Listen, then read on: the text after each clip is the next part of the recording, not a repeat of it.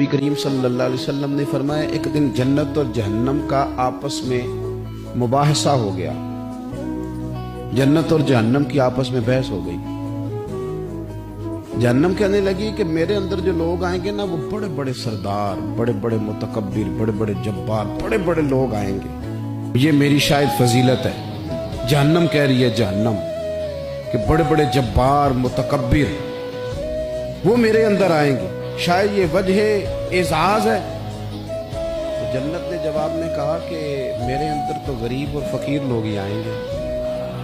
मेरे अंदर तो वो लोग आएंगे जो दुनिया में बज़ाहिर बड़े बड़े नहीं थे, फुकरा, मसाकीन, यतीमा, ये अक्सर होंगे। पता नहीं इसकी क्या वजह है। जब दोनों आपस में गुफ्तगू कर रहे थे ना, तो रसूल करीम सल्लल्लाहु ताला अलैहि वसल्लम फरमाते हैं, अल्लाह ताला ने फिर जन्नत से फरमाया, अल्लाह ने जन्नत से फरमाया कि तू मेरी रहमत है और मैं अपने बंदों में से जिस पर रहमत करूंगा ना, तेरी सूरत में उस पर रहमत कर दूंगा। चूंकि जन्नत मेरी रहमत है तो मैं तेरी सूरत में उस पर रहमत कर दूंगा।